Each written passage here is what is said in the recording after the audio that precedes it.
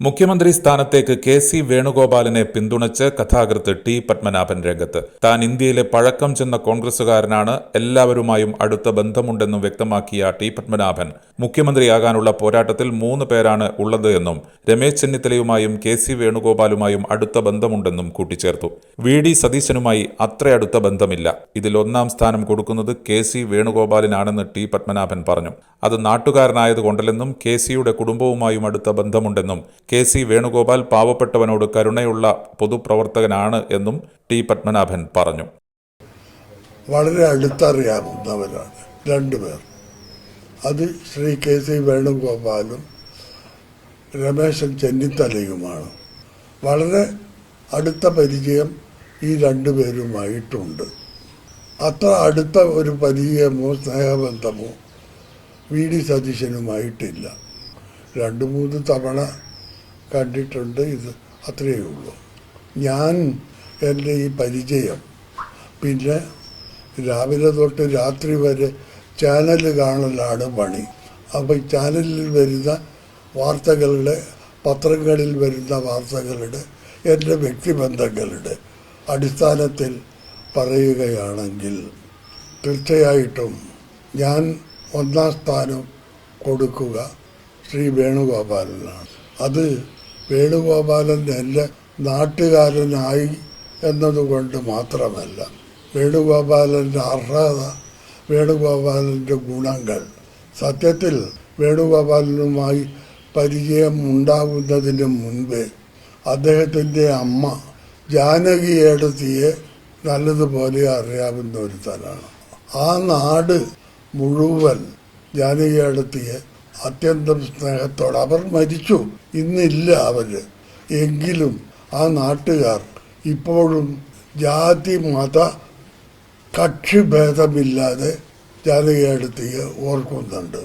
ജാനകിയേടത്തിയുടെ വീട്ടിൽ വിശന്ന് വലഞ്ഞ് ഏതൊരുത്തനും കയറി ചെന്നാൽ മൃഷ്ടാന്ന ഭക്ഷണം കഴിച്ചിട്ട് അവിടുന്ന് അവരെ മടക്കി അയക്കുകയുള്ളൂ.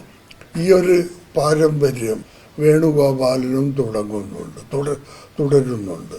വേണുഗോപാലനും പാവപ്പെട്ടവരോട് പരമാവധി കരുണയുള്ള വ്യക്തിയാണ്. അമ്മയിൽ നിന്ന് കിട്ടിയ ഒരു സ്വഭാവ വിശേഷമാണ് ഇത്. ഒരു പൊതുപ്രവർത്തകന് അവശ്യം വേണ്ടുന്ന ഒരു ഗുണമാണ് പാവങ്ങളോടുള്ള കരുണ. വേണുഗോപാലന് അത് വേണ്ടുമ്പോൾ. കെ.സി. വേണുഗോപാൽ രാഹുൽ ഗാന്ധിയുടെ മനസാക്ഷി സൂക്ഷിപ്പുകാരനാണെന്നും ടി. പത്മനാഭൻ കൂട്ടിച്ചേർത്തു. ഇനി കഴിവിൻ്റെ കാര്യത്തിലാണെങ്കിൽ വേണുഗോപാലൻ പാർലമെൻറ്റിലാവട്ടെ അസംബ്ലിയിലാവട്ടെ എല്ലാ ദിക്കിലും തൻ്റെ തൻ്റെ കഴിവ് തെളിയിച്ചിട്ടുള്ള വ്യക്തിയാണ്. ഇനി മറ്റൊരു കാര്യം, ഞാൻ രാഹുൽ ഗാന്ധിയുടെ ഏറ്റവും വലിയ ആരാധകനാണ്. രാഹുൽ ഗാന്ധി കഴിവുകെട്ടവനാണ്, ബഫൂണാണ് എന്നൊക്കെ പറയുന്ന വ്യക്തികളും പാർട്ടികളും ഇന്ത്യയിലുണ്ട്. അവരാരാണെന്ന് ഞാൻ പറയേണ്ടുന്ന ആവശ്യമേ ഇല്ല.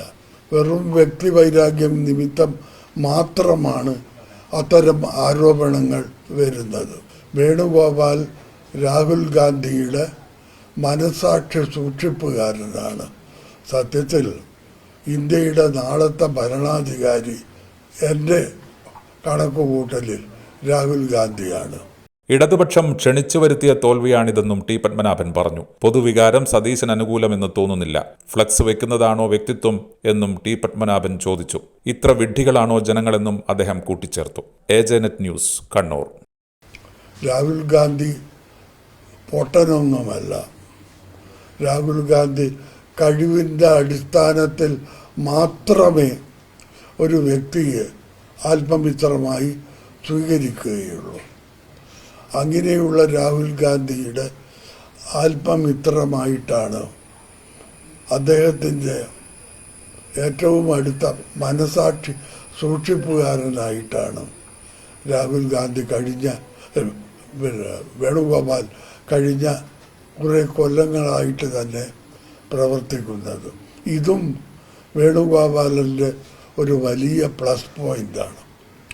പിന്നെ വേണുഗോപാൽ മുഖ്യമന്ത്രിയായി വരുന്നതിന് ഒരു തടസ്സമായി, ഒരു ദോഷമായി ചില പാർട്ടികളും വ്യക്തികളും പറയുന്ന ഒരു കാരണം, വേണുഗോപാൽ ഇപ്പോൾ മുഖ്യമന്ത്രിയാവുകയാണെങ്കിൽ അദ്ദേഹം പാർലമെൻറ്റിൽ തന്നെ താനും രാജിവെക്കണം.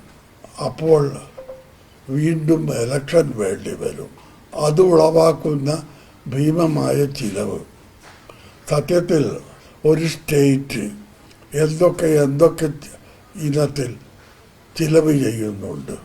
സ്റ്റേറ്റിൻ്റെ നന്മക്കായി, സ്റ്റേറ്റിൻ്റെ ഭാസുരമായ ഒരു ഭാവിക്കായി, നിലനിൽപ്പിനായി ഒരു ചെറിയ തുക, ടോട്ടൽ ചിലവ് ഒരു സ്റ്റേറ്റ് ചെയ്യുന്നതിൻ്റെ ഒരു ചെറിയ അംശം മാത്രമാണ് ഒരു രണ്ടാം ഇലക്ഷനും കൂടി നമ്മൾ ചിലവഴിക്കേണ്ടി വരുന്നത്.